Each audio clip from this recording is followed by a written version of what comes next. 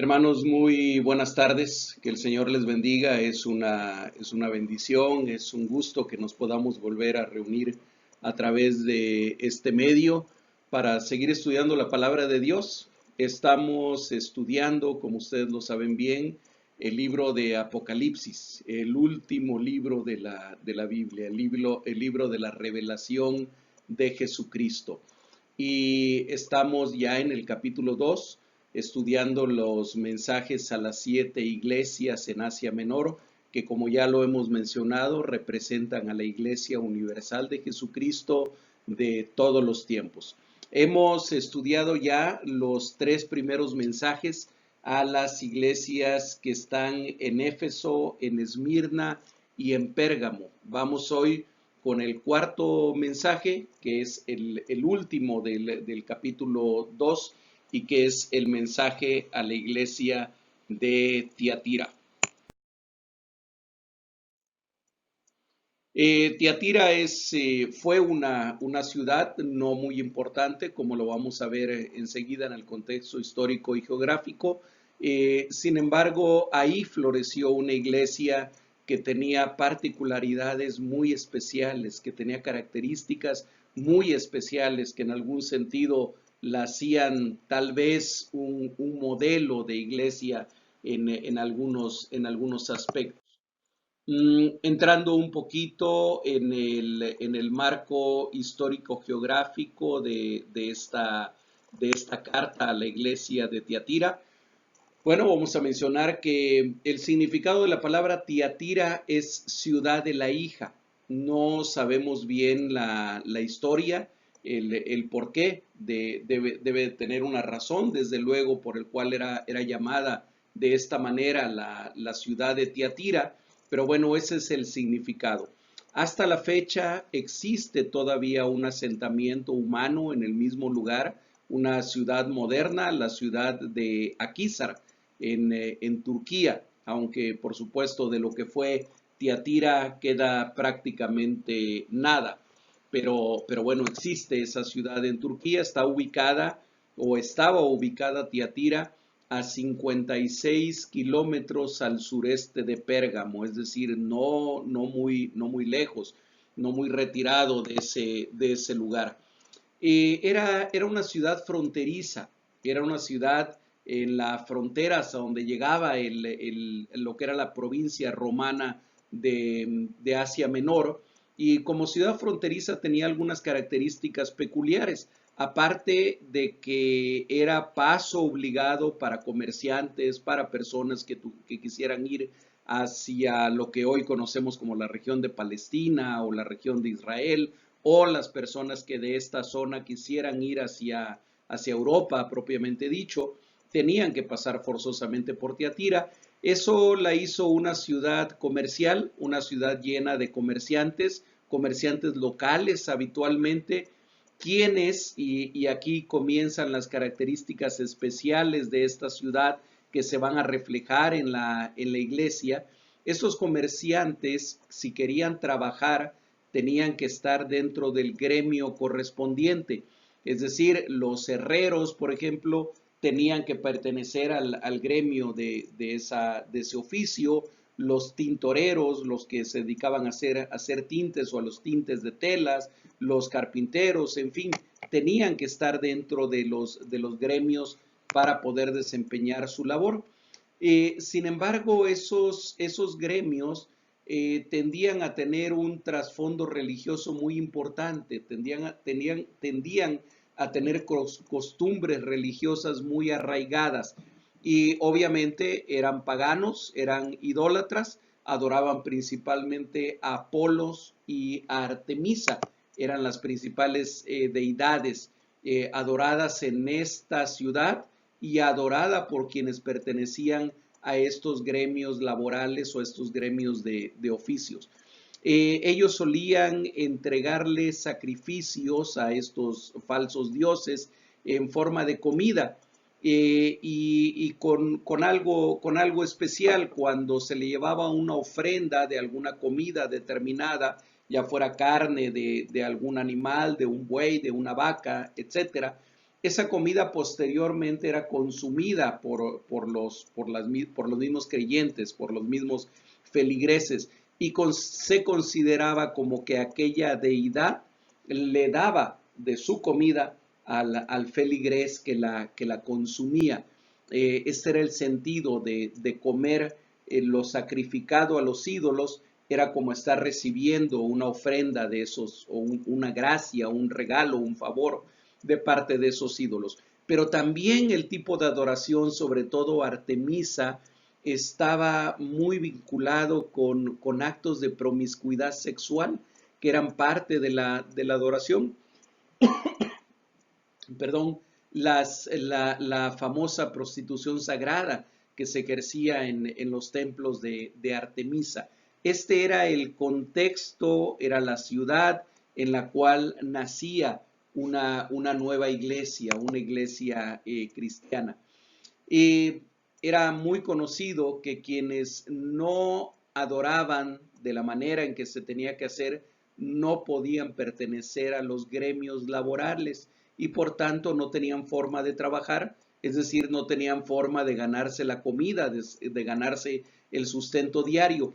Entonces el convertirse a Cristo y el hacerse parte de una iglesia implicaba una de dos: o dejabas todas esas prácticas idolátricas y de promiscuidad y te entregabas verdaderamente a las enseñanzas de Jesucristo, pero eso traía como consecuencia dificultades en el trabajo, a lo mejor dificultades en tu misma forma de sustento y en tu misma forma de vivir, o había otra opción: podías combinar ambas cosas, ¿verdad?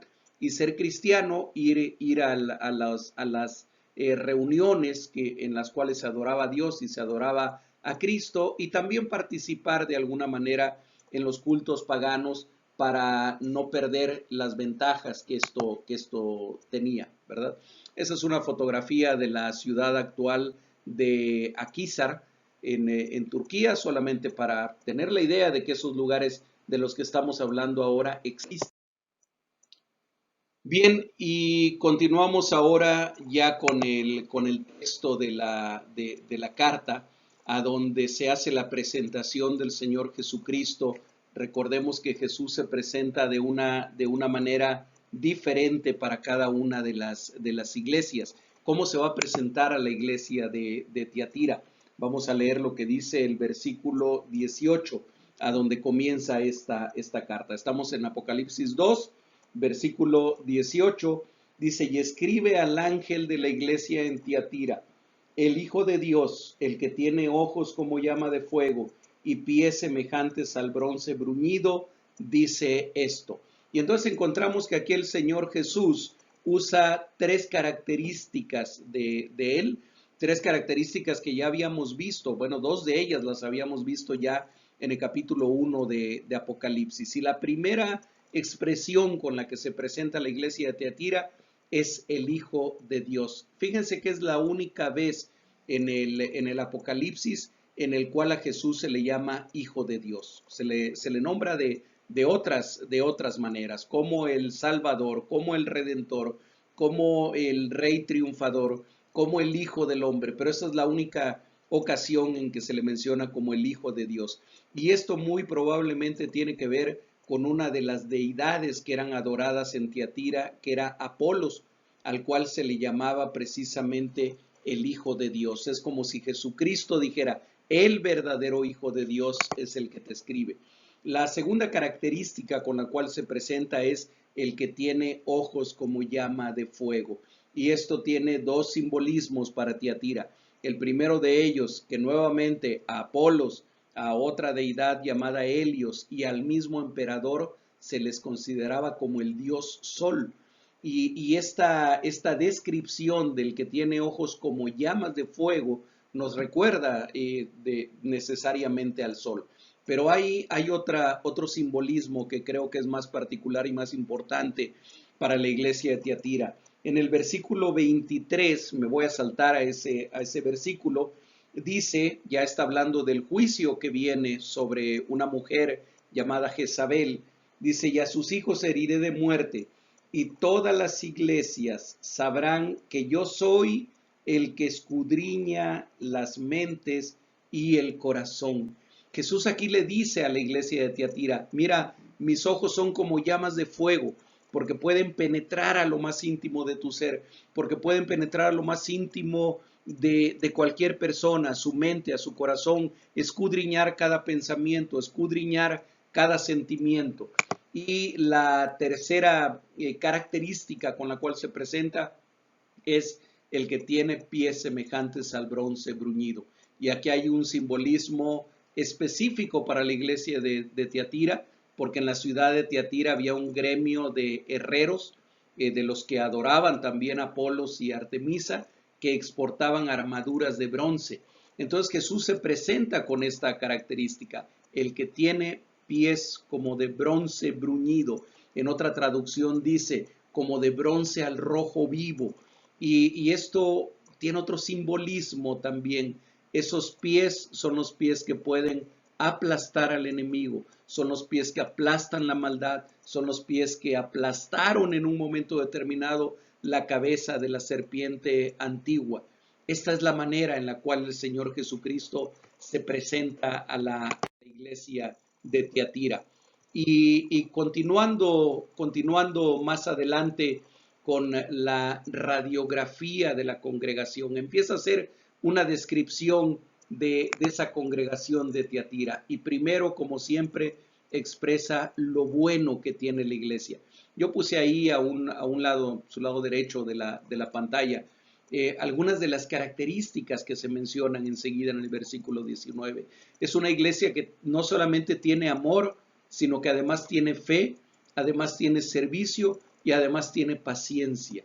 Y estas cuatro características de la iglesia de Tiatira le dan algo, le dan autoridad espiritual. La autoridad dentro del reino de Dios no está dada por el poder, no está dada por las influencias, no está dada por las capacidades que alguien tiene. La autoridad espiritual viene en aquel o se le da a aquel que tiene como parte de sus dones, de sus características, el amor, la fe, el servicio, la paciencia, tal y como lo tenían los de la iglesia de Tiatira.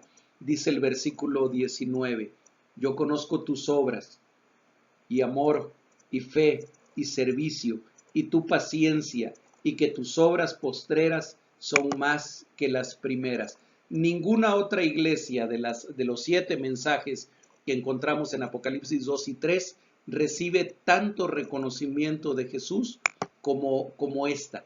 Tenían amor, fe, servicio, paciencia y además sus obras actuales, las que estaban haciendo actualmente, eran más que las primeras. A diferencia de la iglesia de Éfeso, los de Tiatira no habían dejado su primer amor. A diferencia de Éfeso, ellos no habían dejado de hacer las obras primeras, sino que estas postreras, las que hacían últimamente, eran todavía mejor que las primeras que hacían. De las 3 virtudes teologales, así se conocen, que se mencionan en Primera de Corintios, capítulo 13, versículo 13, en la primera carta de Pablo a los Corintios, las 3 virtudes teologales que se mencionan ahí. ¿Y qué son las virtudes teologales? Bueno, son características o virtudes de un individuo que tiene una relación íntima con Dios, o características necesarias para desarrollar una relación íntima con Dios. Y ahí Pablo menciona la fe, la esperanza y el amor. Él dice estas 3, pero la más importante es el amor. Bueno, esta iglesia tenía amor, tenía fe, y no se menciona la esperanza, pero se menciona la paciencia, que está muy ligada con la esperanza. Y uno diría, bueno, ¿a quién no le gustaría ser miembro de la iglesia de Tiatira? ¿Quién no quisiera estar ahí en esa iglesia?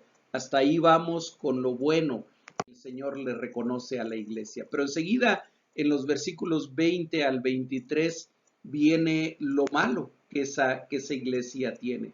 Y también ninguna otra iglesia recibe tampoco una exhortación tan amplia sobre lo malo que hacen como lo que recibe Tiatira, aunque esto se reduce a un solo señalamiento, solamente a uno. Vamos a leer los versículos 20 al 23.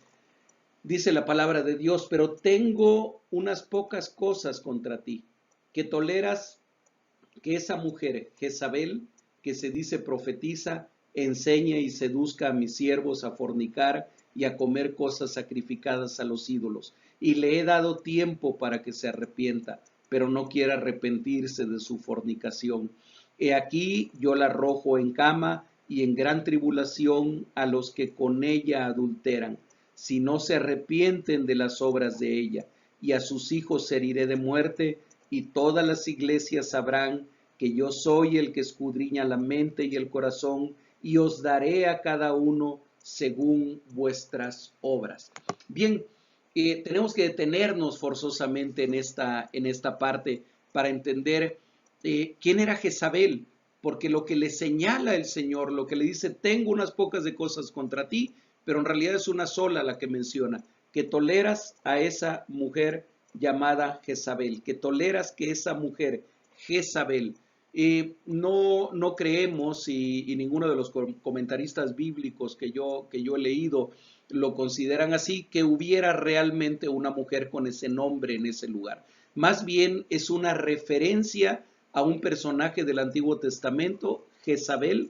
Jezabel, si ustedes no han leído, no han estudiado sobre ella, allá hay algunas citas bíblicas donde pueden leer sobre ella.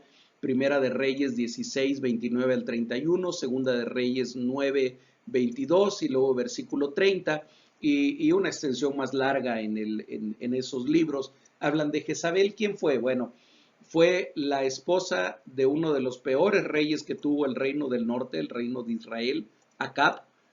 Acab, aparte de ser idólatra, aparte de ser una persona perversa, un rey malvado verdaderamente, él comete el desatino de casarse con la hija del rey de los tirios, que se llamaba Jezabel. Y esta mujer era verdaderamente una hechicera.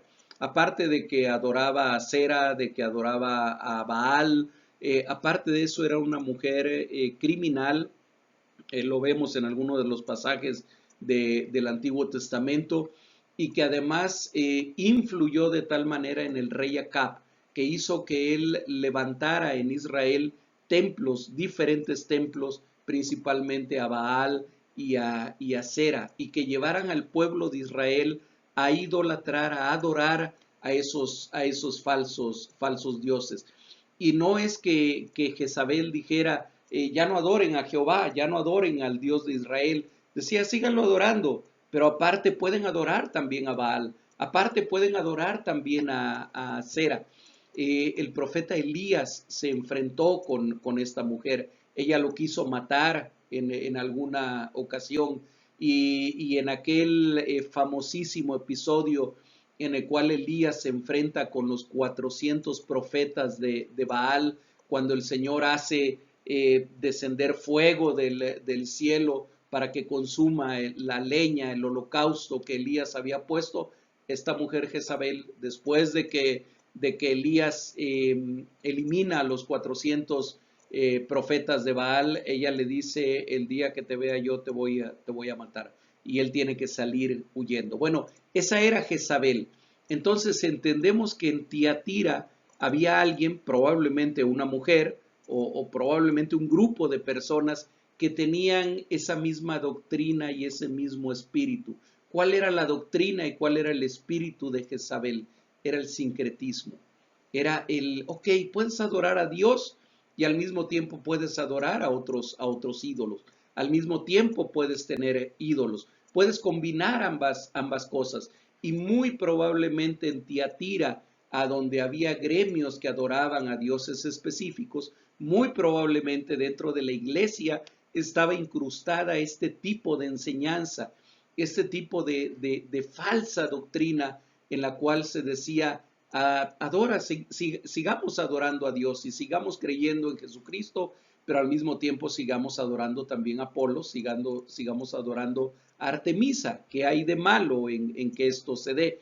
Lo que hay de malo es que nuestro Dios, el Señor al que tú y yo adoramos, dice que es un Dios celoso, que toda la honra, toda la gloria y toda la adoración es reclamada únicamente para Él.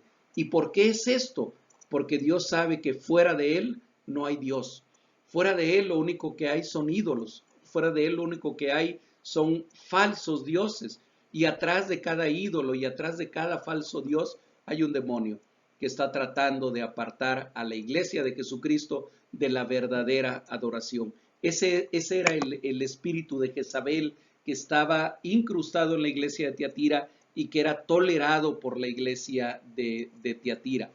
Esta mujer con ese espíritu de Jezabel, o estas personas, se dicen profetizas y seducen a los siervos de Dios, les enseñan a fornicar y los llevan a los ídolos. Esto es lo que menciona ahí la escritura. Y miren qué sorprendente, podemos ver la gracia de Dios cuando dice en el versículo 21, y le he dado tiempo para que se arrepienta, pero no quiere arrepentirse.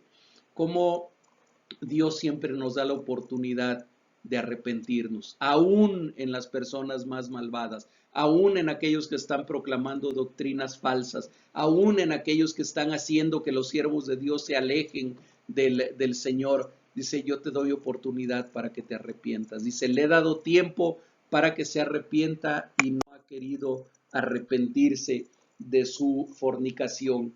Y después dice en el versículo 22, he aquí yo la arrojo en cama. El juicio de Dios ya estaba sobre aquella persona. Dice, yo la arrojo en cama. Ya le di tiempo para que se arrepintiera, no quiere arrepentirse. Y hay una coma ahí y luego dice, y en gran tribulación a los que con ella adulteran. Es decir, aquellos que seguían esta enseñanza, dice, todavía tienen una oportunidad. Si no, va a venir sobre ellos una gran tribulación. Si no se arrepienten de las obras de ella. Y a sus hijos heriré de muerte. Y aquí cuando dice a sus hijos, entendemos que es a sus discípulos, a sus seguidores, a quienes siguen esa doctrina. Y todas las iglesias sabrán que yo soy el que escudriña la mente y el corazón, y os daré a cada uno según vuestras obras. Hablar del amor de Dios y hablar de la misericordia de Dios y de la gracia de Dios es algo fácil y es algo hermoso. Qué difícil es cuando hablamos del juicio de Dios. Sin embargo, Dios en su perfección tiene un completo y perfecto amor y una completa y perfecta justicia. Y el juicio de Dios es tan real como es su amor y como es su misericordia. Y esto es parte del mensaje que el Señor le da a la iglesia de Tiatira. En los versículos 24 y 25 vienen una exhortación. Dice el versículo 24, pero a vosotros y a los demás que están en Tiatira, a cuantos no tienen esa doctrina y no han conocido lo que ellos llaman las profundidades de Satanás, yo os digo, no os impondré otra carga. Es decir, era la parte de la iglesia que no tenía esa doctrina, era la parte de la iglesia de Tiatira llena de amor, llena de fe, llena de servicio, llena de paciencia, cuyas obras postreras eran mejor que las primeras. A ellos les dice, no les impondré otra carga a ustedes. Versículo 25 dice, pero lo que tenéis, retenedlo hasta que yo venga. Qué importante es la perseverancia, qué importante es no olvidarnos de que no basta seguir a Cristo el día de hoy y mañana ya olvidarnos de Él, de que no basta hacer lo correcto un día sí, pero el otro día no, de que no basta tener amor, fe, servicio, paciencia una semana y a la siguiente semana olvidarnos de todo eso. Por eso el Señor le recuerda a la iglesia de Tiatira y nos recuerda a nosotros también, lo que tienes, reténlo hasta que yo venga.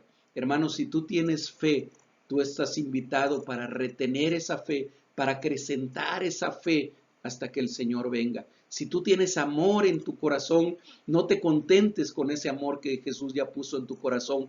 Busca que ese amor crezca cada día. Busca que ese amor se perfeccione cada día. Si tú tienes esa cualidad y ese don del servicio, de servir a otros, no te conformes con servirlos solamente una semana o una quincena o un mes. Que esto se duplique cada día, que esto crezca cada día, porque esa es la invitación que Jesús nos hace cuando identificamos que Él nos ha dado estas cosas. No solamente tenemos que contemplarlas, sino tenemos que retenerlas y hacer que crezcan hasta que Él venga. Y termina esta carta como las otras cartas con la promesa al que vence, con la promesa al vencedor. Dice el versículo 26, al que venciere y guardare mis obras hasta el fin, yo le daré. Y entonces va a mencionar dos cosas que constituyen las promesas a la iglesia de Tiatira.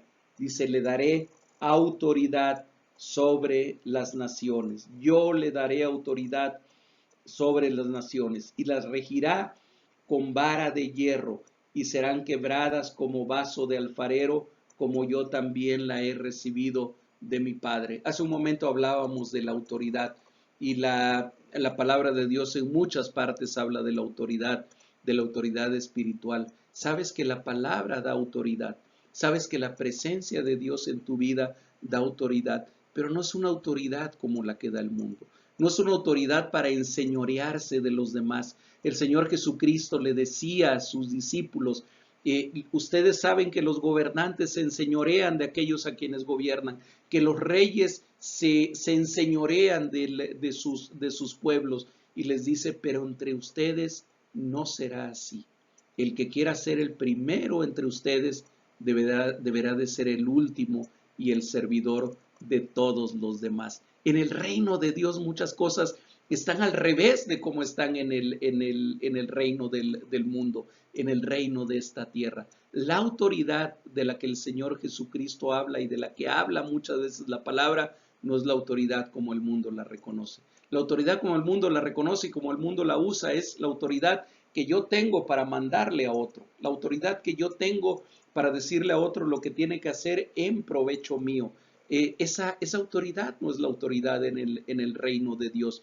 Sin embargo, aquí hay una promesa. Dice, yo les daré autoridad sobre las naciones. Y esa autoridad es la autoridad que da la palabra, es la autoridad que da el evangelio, es la autoridad que nos permite ir ante una persona que no conoce de Jesucristo, presentarle a Jesucristo e invitarlo para que reciba a Jesucristo como su Señor y Salvador. Es la autoridad que nos permite en el nombre de Jesús reprender las obras del diablo, reprender las obras del enemigo. No es con una autoridad propia, es con una autoridad que nos ha sido delegada por nuestro Señor y por nuestro Salvador. Y aquí dice, al que venciere, yo le daré autoridad sobre las naciones, así como el Padre me la ha dado a mí. Lean por ahí el Salmo 2, versículos 8 y 9, y van a ver que es un salmo mesiánico y que habla precisamente de esa autoridad. Y la segunda parte de la promesa dice en el versículo 28, bien cortito, y le daré la estrella de la mañana. ¿Y qué es eso de la estrella de la mañana? Bueno, ahí sí necesitamos ir a Apocalipsis 22, versículo 16. Vamos a ir rápidamente ahí para encontrar quién es la estrella de la mañana o qué es la estrella de la mañana. Apocalipsis 22, 16. Yo, Jesús, he enviado mi ángel para daros testimonio de estas cosas en las iglesias. Y vean qué hermoso lo que dice el Señor. Dice, yo soy la raíz y el linaje de David, la estrella resplandeciente de la mañana. Y uno aquí puede decir, aleluya, gloria a Dios, gloria al Señor. Él es la estrella resplandeciente de la mañana. Segunda de Pedro, capítulo 1, versículo 19. Déjenme localizarlo aquí en mi Biblia. Segunda de Pedro,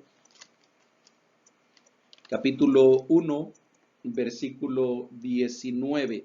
dice, tenemos también la palabra profética más segura, a la cual hacéis bien en estar atentos como a una antorcha que alumbra en lugar oscuro, hasta que el día esclarezca y el lucero de la mañana salga en vuestros corazones. Este es otro versículo hermosísimo también. Y aquí podemos entender entonces que esta promesa de que al que venciere, yo le daré el lucero de la mañana, entendemos que se refiere nada más y nada menos que al Señor Jesucristo. Es Jesús diciendo, al vencedor será parte de mí. El vencedor tendrá una comunión íntima conmigo. Así como a la iglesia de Pérgamo le decía que aquel que venciere, yo le daré de comer del maná escondido. Y decíamos hace 8 días que ese maná escondido es Jesús, es el pan que descendió del cielo. Así aquí les dice, y le daré la estrella de la mañana. A partir de esta carta, todas terminan con la misma expresión. Las siguientes 4 cartas van a terminar con la misma expresión. El que tiene oído, oiga lo que el Espíritu dice a las iglesias. Y nosotros hacemos eco también de ese llamado del Señor Jesucristo, y te invitamos a ti, amigo, a ti, hermano, que tienes oídos, porque seguramente tienes oídos espirituales y por eso estás viendo este mensaje. Oye lo que el Espíritu de Dios le dice a las iglesias y lo que el Espíritu de Dios te dice a ti. Que el Señor te bendiga.